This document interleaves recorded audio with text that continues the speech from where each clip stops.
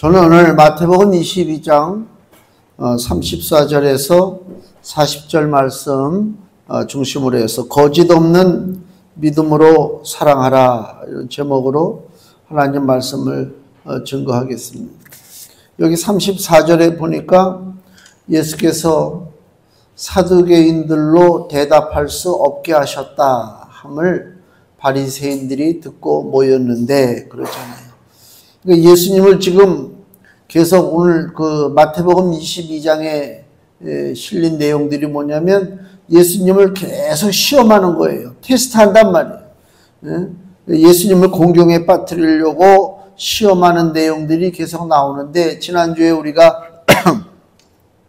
사두개인들이 예수님을 시험했잖아요. 그래서 여기 34절이 사두개인들로 대답할 수 없게 하셨다. 사두개인들이 예수님을 공경에 빠뜨리려고 질문을 던졌는데 예수님이 거기에 대한 답변을 하시고 다시 사두개인들에게 물어봤을 때에 사두개인들이 거기에 합당한 답변을 하지 못했다. 즉 사두개인들의 시험은 실패했다. 그 얘기잖아요. 그럼 사두개인들이 뭘 가지고 예수님을 시험에 들려고 테스트를 했냐면 부활이라고 하는 거잖아요. 그거는 부활에 대한 공격은 2000년 전에 예수님 계실 때뿐만이 아니라 지금도 부활에 대해서는 갈려요, 의견이. 그죠? 그래서 우리 같은 정통신앙은 예수 그리스도께서 부활하신 것에 대한 한치의 의심도 없어요. 그죠? 예수님이 죽은 자 가운데서 다시 살지 못했다면 우리의 믿음은 헛것이죠. 죽은 예수를 믿어봐야 뭐합니까? 그죠? 우리는 살아있는 예수님을 믿기 때문에 우리 믿음의 그 전제 조건은 뭐냐? 부활이라고 하는 사건이란 말이에요. 이 부활이라고 하는 것은 1년에 한 번 부활절만 떠들어대는 얘기가 아니라 날마다의 우리의 삶의 순간순간에 우리가 힘들 때에 예수님을 찾고 예수님의 이름으로 기도를 하는데 그 예수님이 죽은 예수님이 아니라 살아계신 예수님, 부활하신 예수님. 그러니까 그게 능력이 있는 거죠. 그래서 부활이 전제가 되지 않으면 우리의 신앙의 집은 무너지게 돼 있단 말이에요. 그러니까 반대적으로 마귀의 세력은 우리들에게 자꾸만 부활에 대한 의심을 갖게끔 만들어요. 그래서 여기 사두개인들도 오늘 여기 마태복음 22장 23절에 부활이 없다 하는 사두개인들이 그러잖아요. 부활이 없다고 믿고 예수님 앞에 나와서 예수님을 시험하죠. 뭐라고 시험하느냐? 형제가 7명이고 여자가 하나인데 형이 자식이 없이 죽고 둘째도 자식이 없고 죽고 한 여자를 다 아내로 얻었다. 그 얘기 아닙니까? 형사 취수제도. 근데 결국은 7째 아들까지 형제가 다 죽고 그 여자도 죽어서 나중에 정말 그 사두개인들 얘기가 당신들이 얘기하는 것처럼 진짜 부활이 일어났다면 한 여자의 7 남편인데 이게 얼마나 곤란한 일이겠느냐 그 얘기잖아요. 그때 예수님이 뭐라고 말씀하셔요? 30절에 부활 때에는 장가도 아니 가고 시집도 아니 가고 하늘에 있는 천사들과 같다 그랬단 말이에요. 그러니까 부활돼가지고 우리 몸이 새롭게 바뀐단 말이에요. 이 몸 갖고 사는 게 아니잖아요.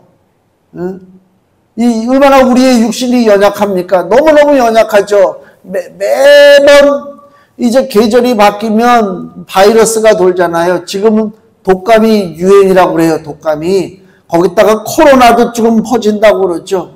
그 병원에 독감 예방주사를 고민 끝에 맞으러 갔어요. 이걸 맞아야 되나 말아야 되나.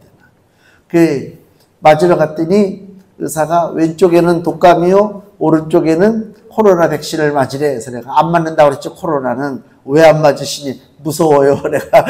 내가 독감만 맞았단 말이에요. 그럼 올해 맞았다고 해서 끝나는 게 아니죠. 계속 반복적이죠. 뭐 독감뿐만이 아니죠. 모든 게 우리 질병이라는 게 한도 끝도 없잖아요. 이게 육신이 그만큼 약하기 때문에 그래요. 육신은 무너지게 돼 있어요. 육신을 자랑하는 자가 제일 바보예요. 건강 자랑하는 자가 바보예요. 나는 건강해. 그건 누구도 장담할 수 없는 일이지. 우리 육신은 무너져요. 이 무너지는 육체가 계속 부활 후에도 살아남느냐? 그게 아니란 말이에요. 그죠? 응? 다 형질이 바뀌어버리는 거 아닙니까? 그래서 결과적으로는 부활하고 나면 더 이상 우리에게 사망과 그 저주와 심판이 없기 때문에, 사망이 없기 때문에 더 이상 인류가 늘어날 이유가 없죠. 그러니까 자손이 생길 일이 없어요. 장가들고 시집갈 일이 없다. 그래서 예수님 말씀할 때 부활 때에는 장가도 안 가고 시집도 안 가고 하늘에 있는 천사들과 같다. 그러면서 32절에 나는 아브라함의 하나님이요 이삭의 하나님이요 야곱의 하나님이로라 하신 것을 읽어보지 못하였느냐. 하나님은 죽은 자의 하나님이 아니요 산 자의 하나님이시라. 이거예요. 하나님은 살아있는 자의 하나님이다.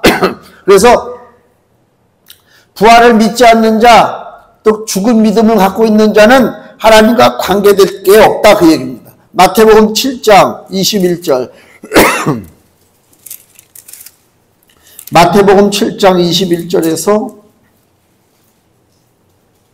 23절에 예수님이 이렇게 무서운 말씀을 하시는데요. 마태복음 7장 21절 나더러 주여 주여 하는 자마다 천국에 다 들어갈 것이 아니요 다만 하늘에 계신 내 아버지의 뜻대로 행하는 자야 들어가리라.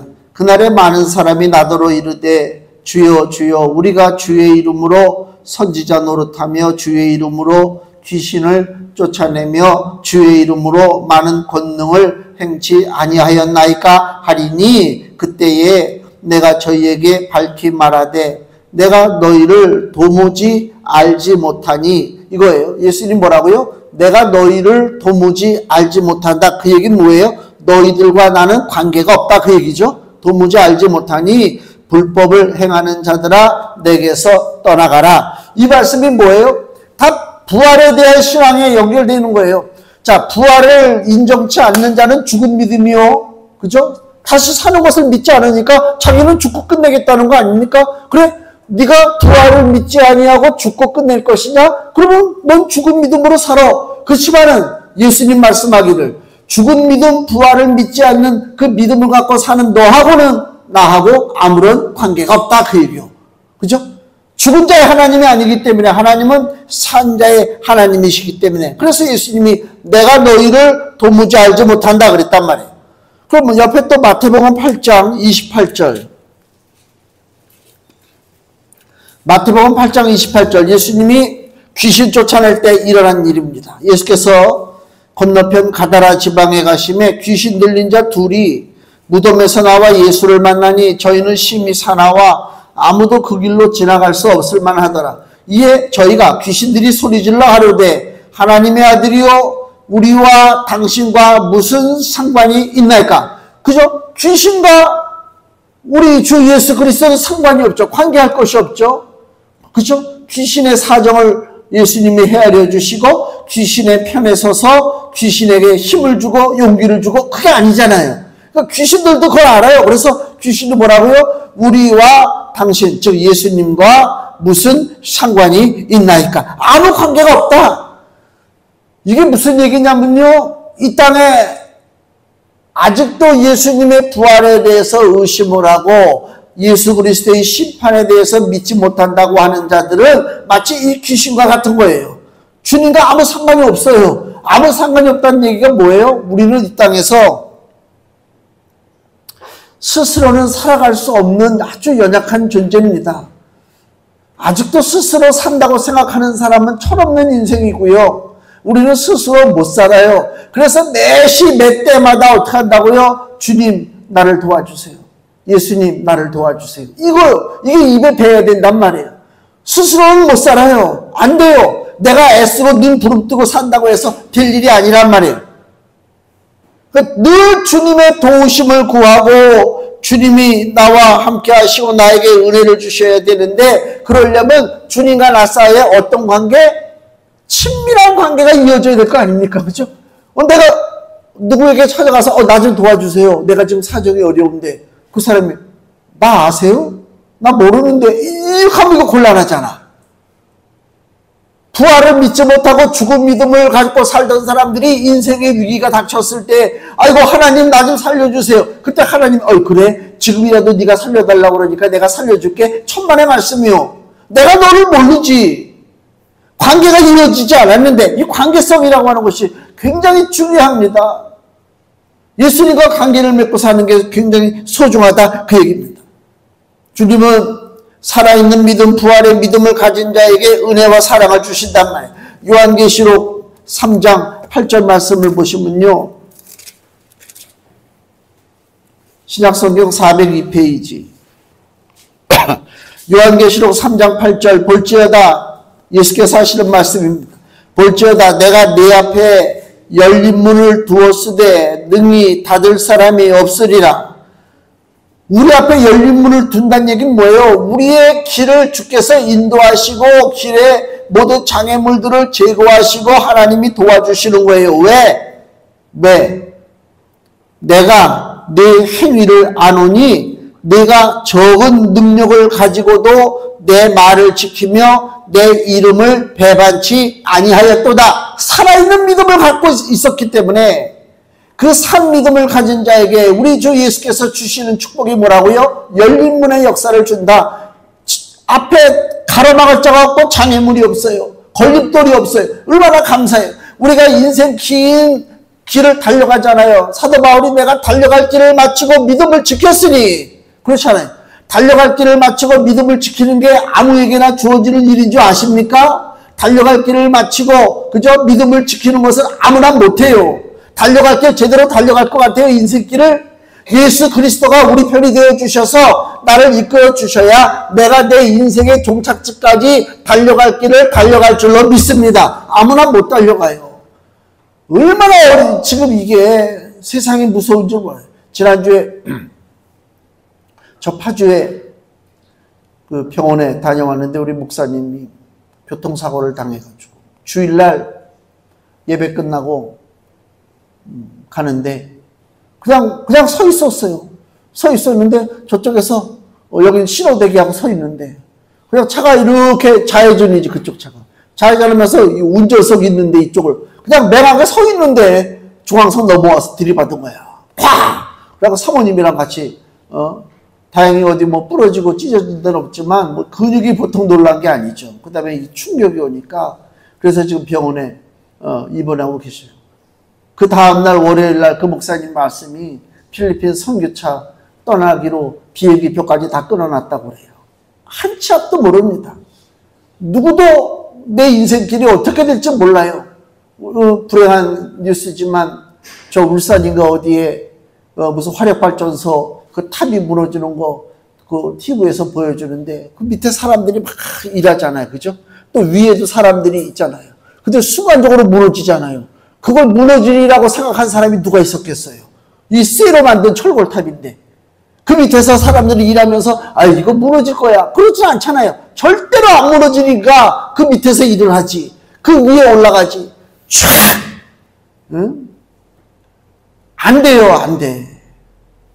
물론 우리가 안전에도 신경을 쓰고 철저하게 뭔가 준비를 하면 그런 사고가 덜 일어나겠지만은 저는 분명히 말씀드리는데 이 땅에 사람들이 존재하는 한 사고는 끊이지 않습니다. 누구를 잡아 집어넣고 누구를 물론 좋아요. 저기 서 읽고 외약간 고친다고 외약간이라도 고쳐놔야 마음이 편하겠지. 중요한 것은 뭔지 아세요?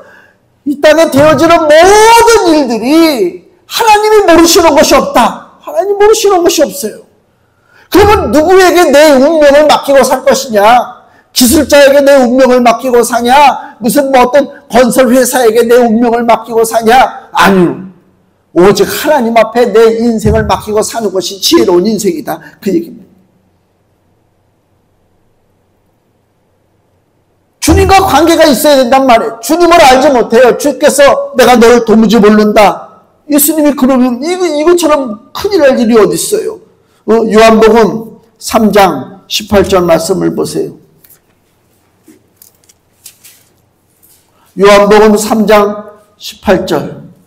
저를 믿는 자는 심판을 받지 아니하는 것이요. 저가 누구예요? 예수님. 예수님을 믿는 자는 심판을 받지 아니하는 것이요. 믿지 아니하는 자, 예수님을 믿지 아니하는 자는 하나님의 독생자의 이름, 즉 예수의 이름을 믿지 아니함으로 벌써 어떻게 됐다고요? 심판을 받은 것이라. 벌써 심판받았다는 얘기 뭐예요?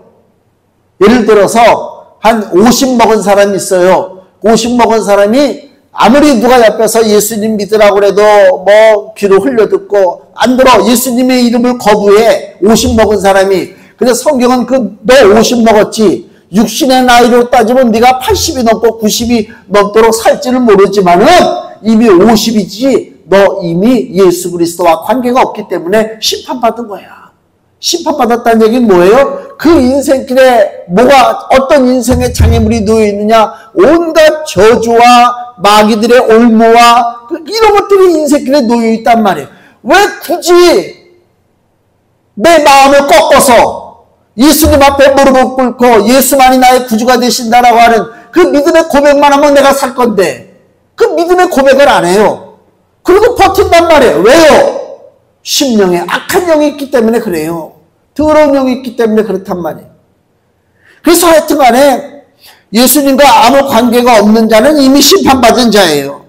그래서 이 사두개인들, 부활이 없다고 하는 사두개인들은 이미 실패했어요. 오늘 다시 본문의 말씀 34절에 바리새인들이 이제 사두개인이 예수님을 시험하려고 하는 것이 실패했다는 얘기를 들었어요. 그리고 35절 그 중에 바리새인 중에 한 율법사가 예수를 시험하여 묻되. 율법사는 뭐예요? 밥 먹고 늘 성경만 연구하는 사람이죠.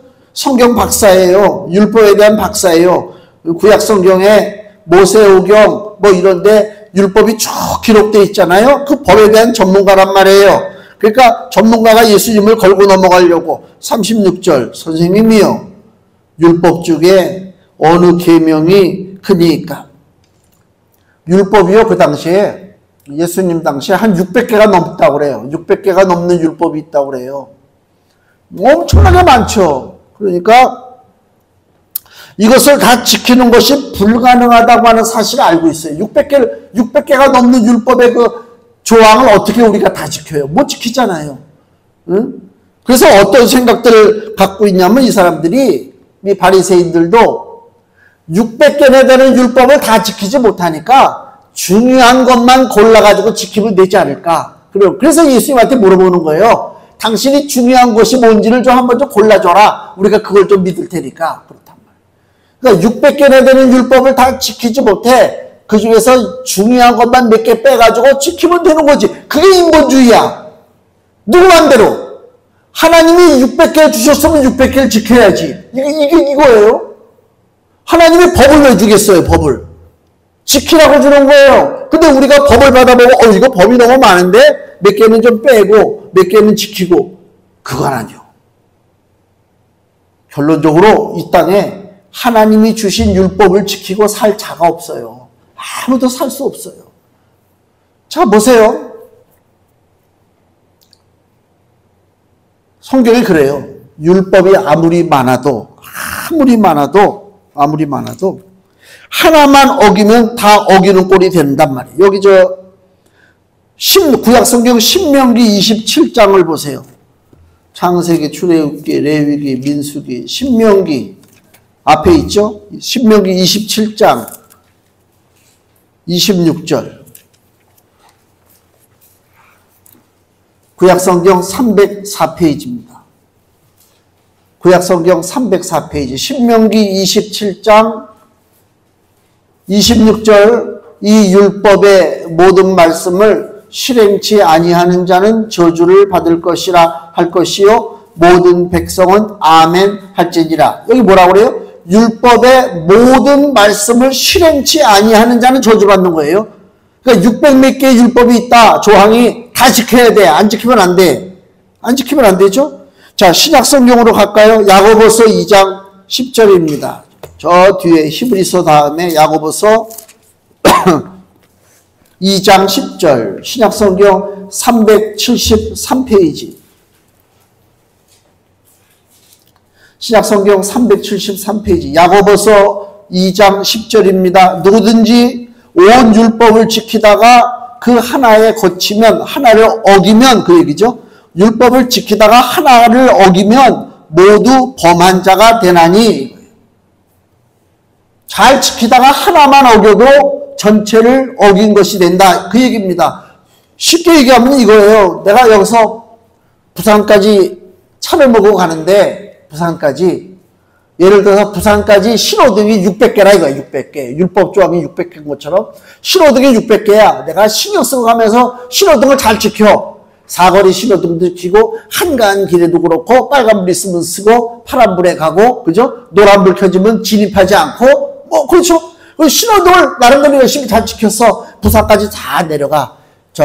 어떻게 해야 되나? 여기서 천안, 청주, 그죠? 추풍령 넘어가가지고, 김천으로 해가지고, 대구로 해가지고, 그죠? 부산이 다 왔어. 이제 599개를 내가 지켰어. 이제 신호등 하나 남았어. 근데 보니까 여기 사람이 너무 없네. 야, 다 왔다는 기분으로 그 하나를 그냥 쑥 지나가 버렸단 말이에요. 599개는 지켰어. 한 개를 어겼어. 벌금 통지서가 날라올까요? 안 날라올까요? 날라와요. 거기서 야, 이 사람은 599개의 신호등은 잘 지켰네. 하나밖에 어기지 않았네. 그러니까 봐줘야지. 그럽니까? 안 그래요. 안 그래요. 율법이 그거란 말이에요. 다 잘 지키고 살아. 근데 한 가지 어겨. 그러면 그 사람은 죄 짓는 거야. 그럼 죄의 결과가 뭐라고요? 죄의 싹은 사망이란 말이에요. 이게 무서운 얘기예요. 그러니까 지금 이 바리새인들은 그 많은 율법 중에 다 지킬 수 없으니까 몇 가지만 빼서 지키면 되지 않느냐. 큰일 날 소리 하고 앉아 있는 거지 지금. 이게 인본주의 어리석은 거예요. 마태복음 5장 17절 말씀 보세요. 그래서 율법의 완성자가 이 땅에 오셔야 된다, 그 얘기입니다. 마태복음 5장 17절 내가 율법이나 선지자나 폐하러 온 줄로 생각지 말라. 율법을 없애려고 예수님 오신 게 아니죠. 폐하러 온 것이 아니요 완전케 하려 함이로라. 예수님은 율법을 온전히 지킨단 말이에요. 근데 문제는 뭐예요? 그 예수를 바라보는 우리는 율법을 못 지켜. 율법을 못 지키면 어떻다고요? 사망의 심판이 와요. 그래서 대신 예수님이 우리를 대신해서 사망의 심판을 받으신 것이 십자가의 죽음입니다. 그죠? 예수님은 그 율법을 이루신 거예요. 십자가의 죽으심으로. 600개나 되는 율법 조항 중에서 중요한 것을 골라내는 것은 그건 쉽지가 않죠. 그렇죠? 여기 바리새인들이 예수님한테 어떤 게 더 중요합니까? 라고 물어봤지만 이게 그 600개나 되는 중에 어떤 게 중요하다라고 딱 찍어서 말하기가 힘들어요. 그러나 하나님이 이스라엘에게 제일 먼저 준 율법이 있어요. 그걸 우리가 뭐라고 그래요? 십계명이라고 그러잖아요. 그게 바로 답이에요. 십계명이 답이에요. 그래서 주님이 뭐라고 답변하시냐면 37절 말씀, 예수께서 가라사대 네 마음을 다하고 목숨을 다하고 뜻을 다하여 주 너의 하나님을 사랑하라 하셨으니 이것이 크고 첫째 되는 계명이요. 여기 보면은 마음을 다하고 목숨을 다하고 뜻을 다하여 주 너의 하나님을 사랑하라. 하나님을 사랑하라고 하는 계명이 그대요. 요게요. 출애굽기 20장에 보면요. 한번 보세요. 창세기 출애굽기 20장. 거기 십계명이 나와요. 출애굽기 20장에. 10가지 계명 중에 첫 번째에서 네 번째까지 계명이 하나님과의 관계에 대한 계명입니다. 출애굽기 20장 3절, 구약성경 112페이지. 이게 첫 번째 계명이에요. 출애굽기 20장 3절. 너는 나 외에 다른 신을 내게 있게 말지니라. 이게 첫 번째 계명이에요. 다른 신을 마음에 두지 말래요. 오직 우리 마음속에 하나님만 두래요. 그게 뭐예요? 진실된 마음이죠. 사람이요. 마음은 믿을 게 못 되잖아요. 우리가 그렇잖아요. 우리 이렇게 살면서 보면 껍데기 봐가지고는 그 사람을 알 수가 없어. 그 마음을. 그러니까 사람들이 속아 넘어가. 가끔가다 그 뉴스 보면은 그 연예인들 무슨 믿었던 뭐 친구에게 전 재산을 날렸다. 뭐 또 무슨 매니저에게 뭐를 어떻게 했다. 뭐 이런 사건들 나오죠. 마음을 모르기 때문에 그래요. 마음을 몰라요. 세상에 가장 부패한 것이 사람의 마음이라고 마음을 알 수가 없단 말이에요. 근데 여기 오늘 하나님께서 출애굽기 20장 3절에 너는 나 외에 다른 신을 내게 있게 말지니라. 즉 진실한 마음으로 하나님을 섬기라고 그래요. 그 다음에 4절 보니까 너를 위하여 새긴 우상을 만들지 말래요. 위대하신 하나님을 인간의 조각품에다 가두지 말라 그 얘기요. 그죠? 하나님의 형상을 우리가 어떻게 만들어요? 그 여기 4절 두 번째 계명이 우상을 만들지 말라 그 얘기입니다. 그 다음에 여기 7절 이게 세 번째 계명이죠. 너는 너의 하나님 여호와의 이름을 망령되이 일컫지 말라. 나 여호와는 나의 이름을 망령되이 일컫는 자를 죄 없다 하지 아니하니라. 하나님의 이름을 망령되이 일컫는다는 얘기가 뭐예요? 하나님의 이름은 우리가 함부로 입에다 담을 이름이 아니죠. 하나님의 이름은 예배와 경배의 대상입니다. 하나님은 내 믿음으로 고백하는 이름이죠. 하나님의 이름은 불신앙 속에 들어가면 안 돼요. 그죠? 쉽게 얘기할 이름이 아니죠. 우리 지난주에 엘리사 때 사마리아 성이 아람 군대 포위를 당했잖아요. 먹을 것이 성에 떨어졌어요. 근데 하나님이 엘리사 선지자를 통해서 이스라엘에게 소망을 주죠. 야, 아람 군대가 이제 쫓겨나가고 그 사마리아 성에 식량 문제가 해결되어서 너희들이 사고자 하는 그 식량은 얼마든지 좋은 가격에 살 수 있다. 그런 엘리사의 예언이 나오잖아요. 그때 한 장관이 그 얘기를 듣고 여기 열왕기 어디야? 열왕기하 7장 2절에 이렇게 기록되어 있죠. 여호와께서 그 믿음 없는 장관이 하는 소리요. 여호와께서 하늘에 창을 내신들 어찌 이런 일이 있으리요. 여호와께서 하늘에 창을 내신들 하나님이 무슨 능력이 있겠느냐. 이 위기 아람 군대의 포위 속에서 우리가 굶어 죽어가는 이 위기를 하나님이 무슨 능력이 있다고 우리를 살려주겠느냐. 즉 그 얘기하는 거 아닙니까? 그때 부른 그 하나님의 이름이 망령되이 일컫는 거예요. 믿음 없이 하나님의 이름을 입에다 담는 거다 그 얘기 아닙니까? 그래서 하나님께서 여기 출애굽기 20장 7절에 하나님 여호와의 이름을 망령되이 함부로 말하지 말라 그 얘기하죠. 그 다음에 8절에 네 번째 계명이 뭐라고요? 안식일을 기억하여 거룩히 지켜라. 안식일은 뭐예요? 주의 날이죠. 온 세상이 하나님께서 지으셨다고 하는 사실을 우리가 안식일날 기억하는 거예요. 그래서 출애굽기 20장 11절 이는 엿새 동안에 나 여호와가 하늘과 땅과 바다와 그 가운데 모든 것을 만들고 하나님이 창조하셨죠. 제7일에 쉬었습니다. 그러므로 나 여호와가 안식일을 복되게 하여 그날을 거룩하게 하였느니라. 하나님이 우주의 주인 되심을 고백하는 날이 바로 안식일이란 말이에요. 자, 1계명에서 4계명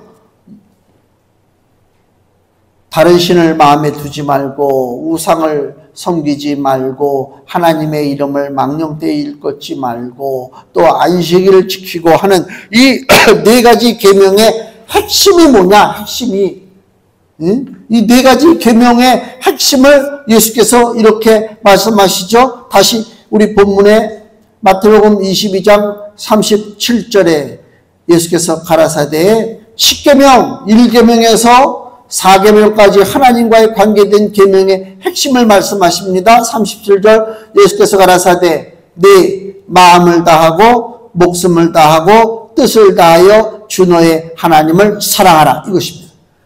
진실된 마음으로 하나님을 사랑하라 이겁니다. 이게 큰 계명입니다.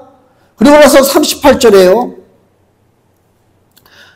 39절에 둘째는 그와 같으니 그와 같다는 얘기는 뭐예요? 여기 이제 첫째, 둘째를 나누지만 둘째는 그와 같으니 할 때는 둘째도 첫째와 똑같다. 똑같이 중요하다. 그 얘기를 하는 거예요. 네 이웃을 네 몸과 같이 사랑하라 하셨으니 이 두 계명이 온 율법과 선지자의 강령, 아주 기대, 아주 기둥, 주춧돌. 두 번째 예수님이 얘기한 계명이 뭐라고요? 내 이웃을 내 몸과 같이 사랑하라. 그걸 우리 십계명에 보면 아까 1계명에서 4계명까지 봤잖아요. 그럼 이제 5계명에서 10계명까지를 보면요. 다시 출애굽기 20장을 보세요. 빨리 보고 넘어갈게요. 출애굽기 20장 12절 5계명을 보는 거예요. 5계명 다섯 번째 계명부터 12절에 뭐라고요? 내 부모를 공경하라. 13절 여섯째 계명이죠. 살인하지 말라. 14절 일곱 번째죠. 간음하지 말라. 15절 여덟 번째 도적질 하지 말라. 16절 아홉 번째 내 이웃에 대하여 거짓 증거하지 말라. 내 이웃에 대해 거짓 증거하지 말라. 또 마지막에 열 번째 17절 내 이웃의 집을 탐내지 말지니라. 이웃의 아내나 남종이나 여종이나 소나 낙이나 이웃의 소유를 탐내지 말라. 그죠? 다섯 번째부터 열 번째까지는 사람과의 관계인데 하지 말라는 게 많죠. 물론 12절에 부모님을 공경하라 하는 말이 있지만 나머지는 다 하지 말라는 거예요. 살인도 하지 말고 간음도 하지 말고 도적질하지 말고 거짓말로 이웃을 험담 잡고 모략하지 말고 또 이웃에 있는 것을 보고 탐내고 시기하고 질투하지 말고 이거예요. 자, 이 계명의 핵심이 뭐예요? 예수님이 얘기한 자 출애굽기 다섯 번째에서 열 번째까지 계명의 핵심이 뭐라고요? 본문의 39절 둘째는 그와 같으니 내 이웃을 내 몸과 같이 사랑하라. 결과적으로 뭐라고요? 십계명의 핵심이 하나님을 사랑하고 이웃을 사랑하는 것입니다. 더 쉽게 얘기하면 하나님을 사랑하는 자는 사람을 사랑하는 거예요. 왜? 그 사람이 하나님이 만드셨기 때문에. 하나님을 사랑한다면 이웃 것을 뺏을 필요도 없죠. 험담할 필요도 없죠. 그죠? 뭐 죽이고 가능한 거는 것은 생각도 못할 일이죠. 사람을 사랑하는데 그게 안 되잖아요. 사랑의 계명이 모든 것을 완성짓는다. 즉 그 얘기를 하고 있는 것입니다. 이게 핵심입니다. 거짓 없는 믿음, 거짓 없는 사랑입니다. 오늘날 교회가 사단의 공격에 허물어집니다. 신약성경 디모데전서 1장 3절 4절 말씀을 보세요. 신약성경 337페이지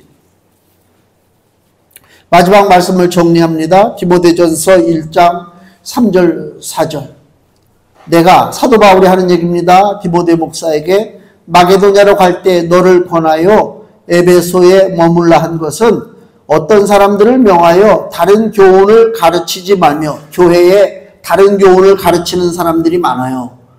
그게 사단의 역사예요. 교회 안에 거짓 가르침과 교훈이 있다 그 얘기입니다. 복음의 진리에서 벗어나는 가르침이 있다는 것입니다. 이게 왜 그래요? 하나님을 향한 거짓 없는 믿음, 사람을 향한 거짓 없는 사랑 이걸 가르쳐야 돼요. 근데 하나님을 향한 거짓 없는 사랑, 거짓 없는 믿음, 사람을 향한 거짓 없는 사랑, 거짓 없는 거 이것이 핵심이 뭐냐? 예수 그리스도의 십자가라 그 얘기요. 하나님이 우리를 사랑하기 때문에 독생자 아들을 이 땅에 보내주셨잖아요. 우리 요한복음 3장 16절 하나님이 세상을 이처럼 사랑하사 독생자를 주셨으니 누구든지 이를 믿는 자는 멸망치 않고 영생을 얻으리라 그랬잖아요. 그러니까 십자가를 통해서 우리는 뭘 봐요? 하나님의 사랑을 보는 거예요. 그럼 내가 십자가를 믿어요. 그럼 나도 역시 거짓 없는 마음으로 하나님의 사랑을 받아들이는 거예요. 이게 믿음이에요. 근데 교회 안에 다른 가르침이 들어오는 거예요. 십자가를 흐리게 한단 말이에요. 빌립보서 3장 18절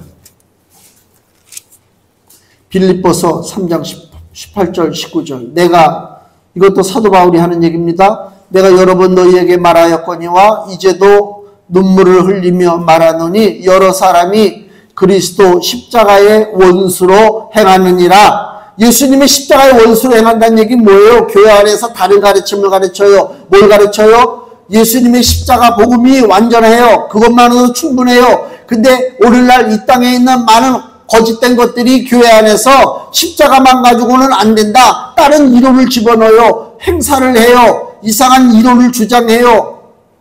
그렇죠. 이란들 다 그렇지 않습니까? 걔네들 이단들의 얘기를 들어보세요. 뭐 신천지가 뭐라고 떠들어대든 여호와의 증인이 뭐라고 떠들어대든 걔네들은 뭔가 자꾸만 살을 갖다 붙이고 예수님의 십자가를 흐리게 만들고 그렇단 말이에요. 그래서 여러 사람들이 그리스도 십자가의 원수로 행하는 일. 저희의 마침은 멸망이요. 그들은 결국 멸망당해요. 저희의 실. 그들이 하나님을 믿는다고 천만에 저들이 신으로 믿는 것은 배라는 얘기는 뭐예요? 육신의 정욕, 안목의 정욕으로 산다 그 얘기예요. 그 영광은 저희의 부끄러움에 있고 땅의 일을 생각하는 자라. 그러니까 잘못된 가르침에 대한 경고의 얘기가 있잖아요. 자신의 이기적이고 육신적 욕망을 위해서 믿음을 악용하려고 하는 거짓된 것들을 지금 경고하고 있어요. 교회에 이런 것들이 들어오니까 교회가 무너지고 세상에 우리가 지탄을 받는단 말이에요. 또 교회가 어떻게 위험에 처하느냐. 아까 얘기한 디모데전서 1장 4절에 보니까 바울이 디모데 목사에게 이런 말 하죠. 신하와 끝없는 족보에 창념치 말게 하려 함이라. 신하와 족보 얘기가 교회에서 들리지 않게 하라. 그 얘기입니다. 그럼 신하와 족보 얘기가 뭐냐? 분명하고도 확실한 복음의 길을 흐리는 거예요. 신하는 뭐예요? 신들의 이야기잖아요. 우상들의 이야기죠. 족보는 뭐예요? 사람들의 이야기란 말이에요. 그래서 이 집안이 좋아, 가문이 좋아, 족보 얘기가 나오죠. 그건 무슨 얘기예요? 교회에 하나님은 뒤편으로 밀어놓고 사람이 주인공 되는 거예요.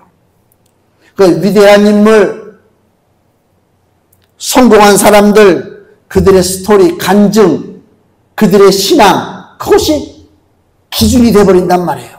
제가 그래서 우리 교회는 그 기도회를 안 해요. 무슨 기도회라고 있어요. 그 얘기하면 또 뭐랄까 내가 그 이름은 안 하는데 그 강남에 있는 어느 교회가 주도하는 그 기도회가 있어요. 대한민국의 수많은 교회가 그 기도회에 참여합니다. 텔레비전 큰 대형 텔레비 갖다 걸어놓고 그 기도회 시간에 기도회는 그쪽 강남에서 하는데 여기서는 텔레비 틀어놓고 그거 보고 있는 거예요. 같이 그거 보고. 근데 뭘 하냐면요.